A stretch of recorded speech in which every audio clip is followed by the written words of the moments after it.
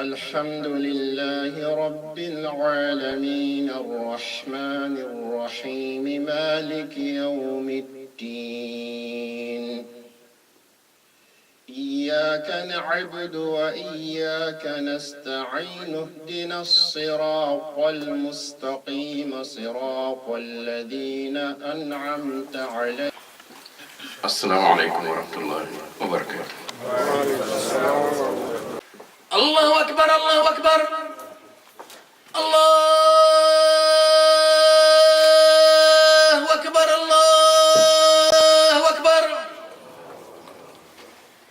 أشهد أن لا إله إلا الله.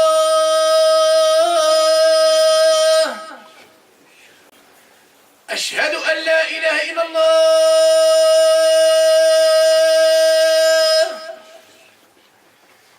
أشهد أن محمد رسول الله.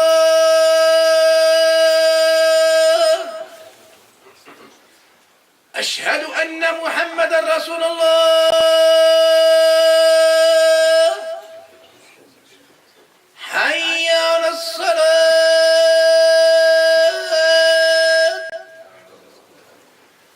حي على الصلاة.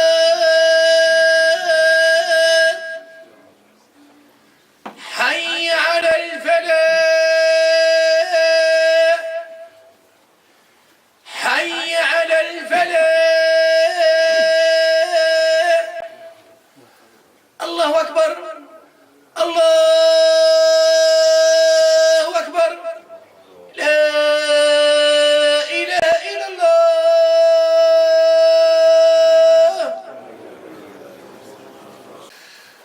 الحمد لله حمدا كثيرا طيبا مباركا فيه، نحمده سبحانه وتعالى ونشهد أن لا إله إلا الله وحده لا شريك له، ونشهد أن محمدا عبده ورسوله. اللهم صل وسلم على عبدك ورسولك محمد وعلى آله وصحبه أجمعين برحمتك يا أرحم الراحمين. أما بعد فيا عباد الله، أوصيكم ونفسي بتقوى الله سبحانه وتعالى، فإن الله سبحانه وتعالى يقول: يا أيها الذين آمنوا اتقوا الله حق تقاته ولا تموتن إلا وأنتم مسلمون. وقال عليه الصلاة والسلام: اتقوا الله حيثما كنت. All the praise and thanks are due to Allah subhanahu wa ta'ala, the cherisher and sustainer of the entire universe. We praise Him and thank Him for all the bounties Allah has bestowed upon us. And we testify to the fact that there is none to worship except Allah subhanahu wa ta'ala, and that Prophet Muhammad sallallahu alayhi wa sallam is his final and last messenger. Brothers and sisters, Allah had commanded me and you to fear Allah subhanahu wa ta'ala. And Prophet sallallahu alayhi wa sallam has said, fear Allah wherever you will be. First of all, we thank Allah subhanahu wa ta'ala to be among the living ones up to this time. We are very fortunate. So many people had gone to the grave beyond, who were also having this kind of ambition to witness the month of Ramadan. But Allah subhanahu wa ta'ala had taken their lives before that. And we too, we do not even know if we can reach it or not. But now that we are still alive, let us make use of it before it is too late. And therefore, our topic: what kind of effects do we have with the last Ramadan in our lives? The last Ramadan had gone. Did we benefit?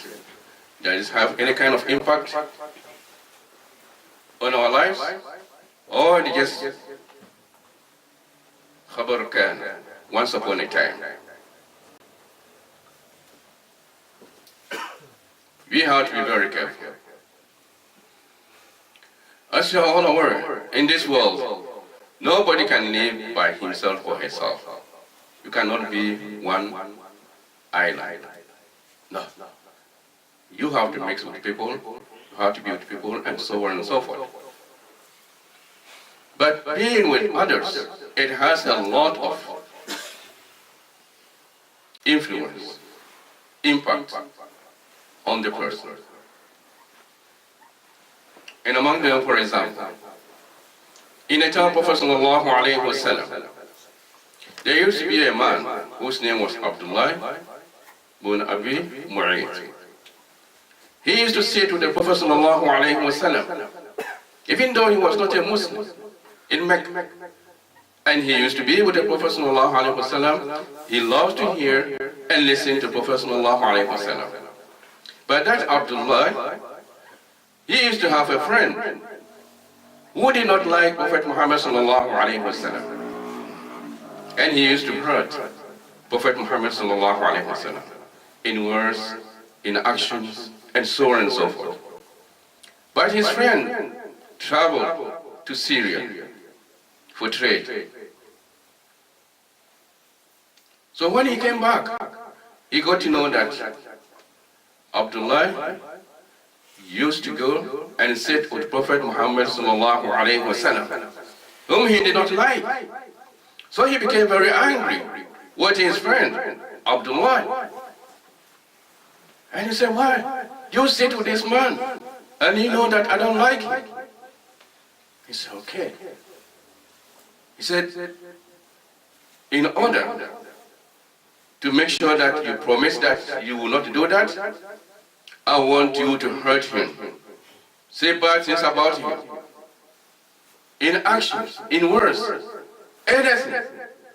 Eventually, Abdullah, he started to obey what his friend had said to him.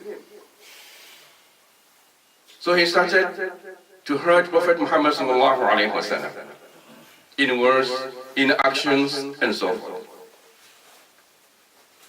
But at the end of the day, what was the consequence of that particular individual? He died. He was killed in the battle of Badr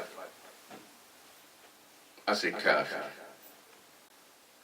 So you can see the influence of companionship. Some of the people, they will lead you to Jannah. And some also, they will lead you to hellfire. Yes, they will lead you to hellfire. So you have to know, that is one incident. The next incident of Abu Talib, when he was about to die, Abu Jahl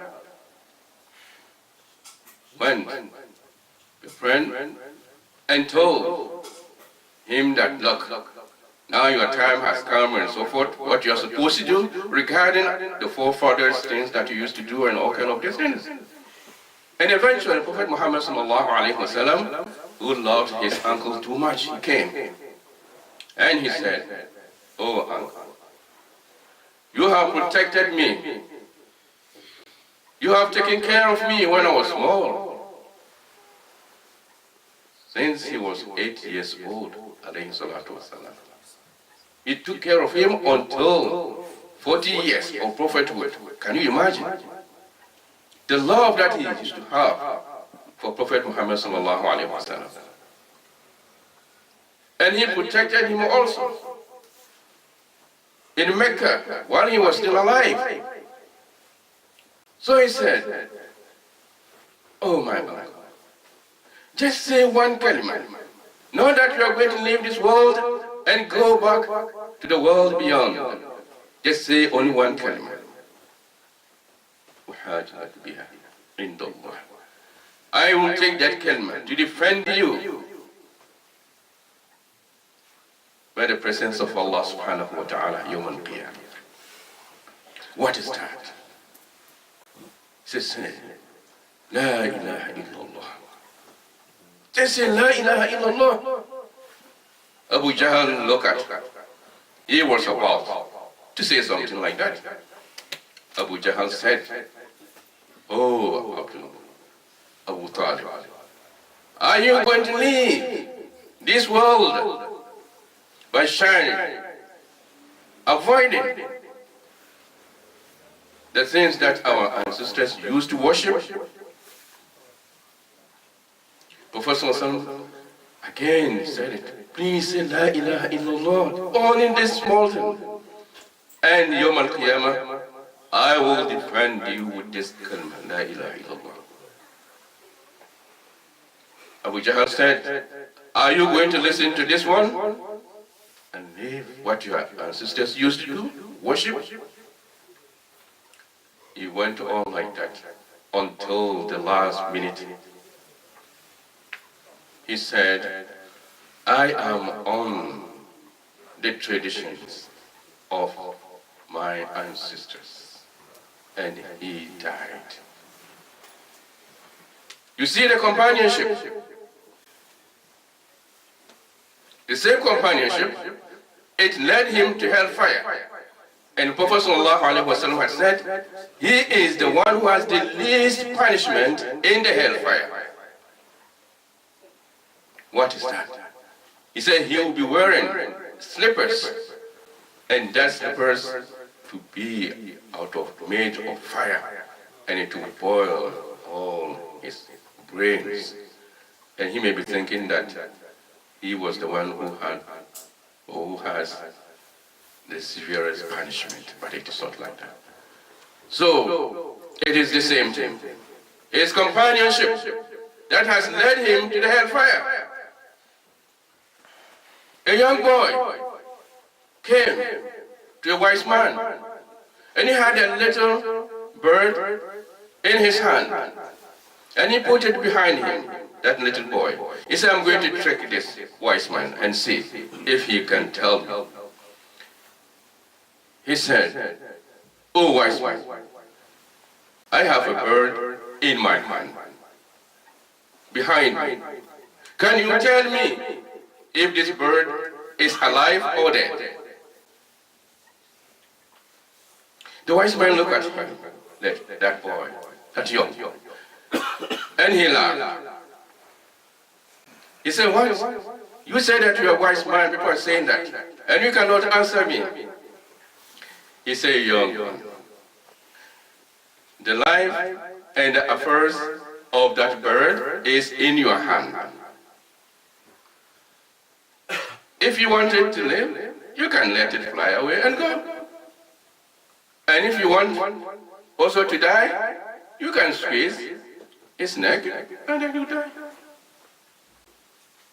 The boy looked at him and let the bird fly away. So, but the fact remains here is, what is the main lesson you learn from it? Your affairs are in your hand. To go to Jannah, in your hand. To go to hellfire, in your hand. Allah subhanahu wa ta'ala had said, وَهَدَيْنَاهُ نَجْدَيْنِ.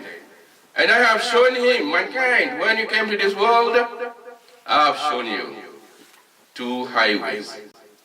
Imma shakiran wa imma kafura. Either you may be grateful to Allah by obeying Allah subhanahu wa ta'ala and being with the good people and leave this world with that, or you become ungrateful and be with the bad people and then you leave this world with that.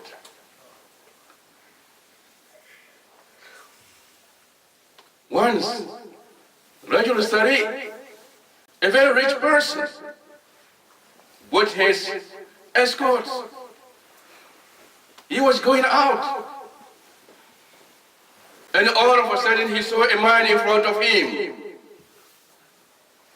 and that man said, look, you have to stop here.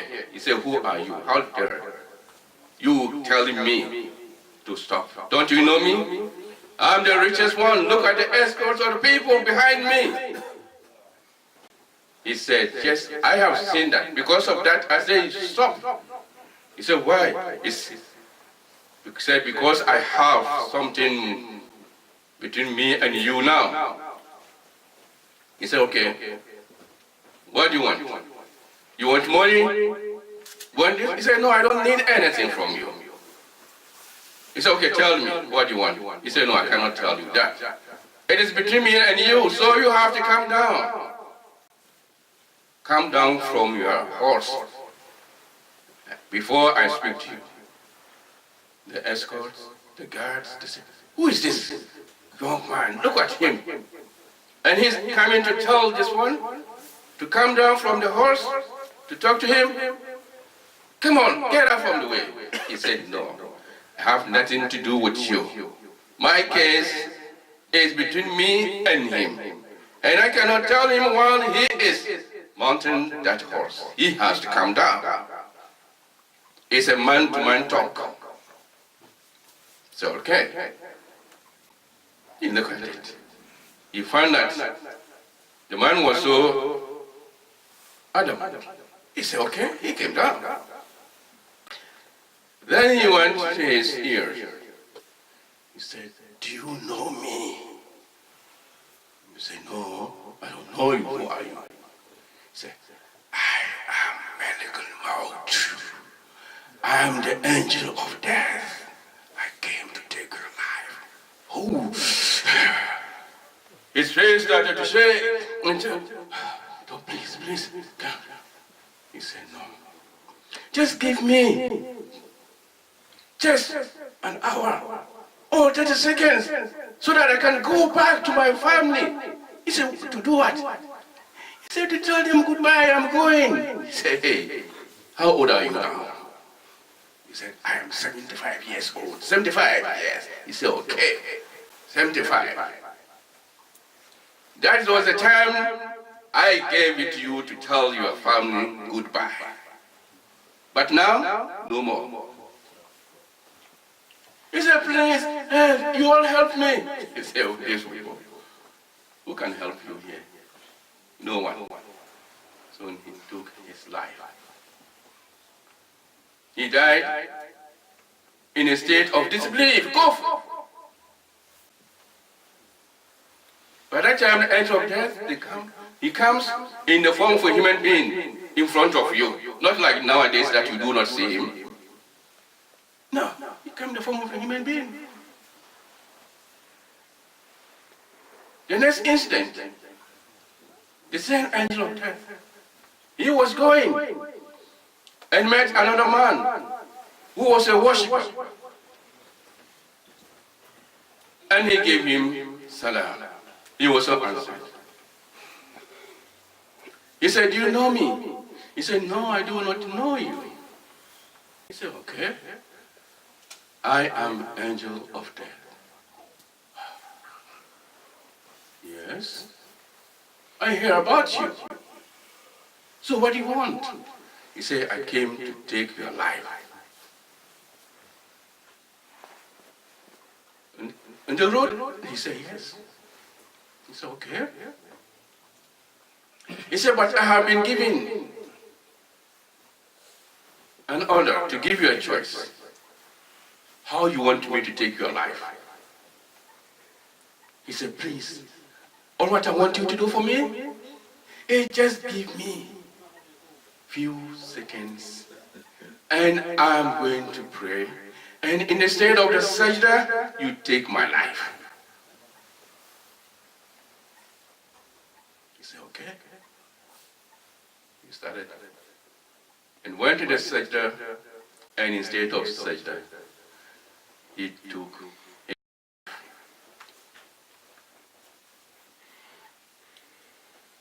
Can you see the difference here? Man asha ala zikrillah. Whosoever live his life in the remembrance of Allah subhanahu wa ta'ala, mata alayhi. He will die on that. Wa alayhi yub'ath. And on it, he will be raised up Yawm al-Qiyamah. So you can see, this instant, it has shown me and you how you can see our life, our affairs are all in our hands. As you make your bed, so must you lie on it. Yes. if you make your bed straight, you lie straight. If you make it tilt, you make it lying down. Yes. If you keep the bed standing, you will sleep by the side standing. So all our affairs are in our hands. But I'm warning you, do not let somebody take you away from the hidayah, from the guidance of Allah subhanahu wa ta'ala. Take a friend, be in a companion, in a company, where they will tell you about Quran and the Sunnah. Because when you forget, they will remind you. And if you remember, they will encourage you to do more. Ramadan is just around the corner. Yesterday, I had a phone call from back home, but one of our colleagues. We studied together in Medina University. He was Imam in our country. He led them in Salatul Zuhr. And after that, they were just sitting down and we were talking, so forth, waiting for Salatul Asr. About an hour before that, he started to shake. His body was shaking. So he wasn't feeling well. They took him in the car to take him to the hospital. It's not far away from where he lived. He did not reach there and he died. Inna lillahi wa inna ilaihi raji'un. He finished performing Salat Zuhr with the expectation that he was going to pray Salatul Asr. At Salatul Asr time, an hour before that, he did not get it. He did not get it. Malikul Maut, he took that Abid, that worship, his life while he was in the sajda. How many of us want to die in the sajda? I don't not want to frighten you that today you do not want to make sajda because the angel of death will take you alive. No.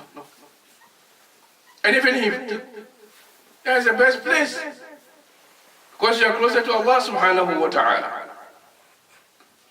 And there are things people they do. Ramadan is coming. This is the time people give all kinds of excuses. Oh, I'm very sick. Oh, my foot this and that. Oh, my child. Oh, my son. Come on. Ahnaf bin Qais, when he was old, and he was told that you are too old now, you cannot fast. Your body is too. He said, yes, I know, I understand what you are saying. But this body that you are talking about is so fragile and so forth, and it cannot fast.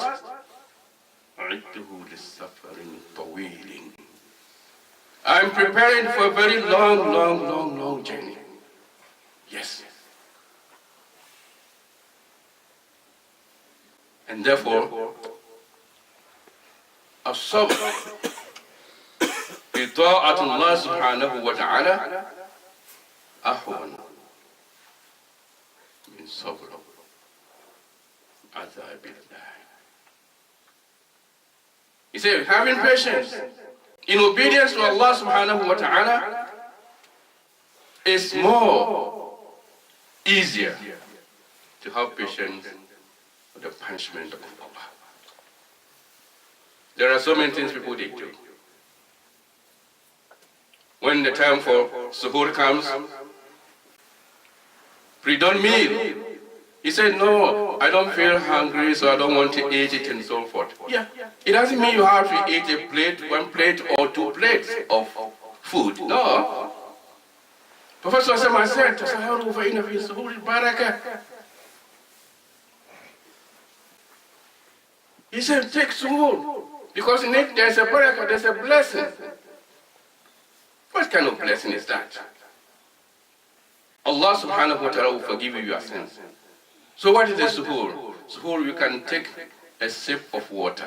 You have taken a suhoor. Or milk. Or date. Any other thing. It doesn't mean you have to have a big meal and so forth before you take that suhoor. No. So do not let that barakah go out from you. And some of the mistakes people do. They fast, but they do not perform salat. They will fast. They will go for tarawih, but they will not perform the 5 daily salats, thinking that that will help them. No. Your fast will be null and void. Allah does not want that one from you. Because what does Allah want from me and you? لَعَلَّكُمْ تَتَّقُونَ, so that we become more God conscious, more God fearing, more God conscious person, that you go closer to Allah. Allah knows that so that لَعَلَّكُمْ تَجُعُونَ.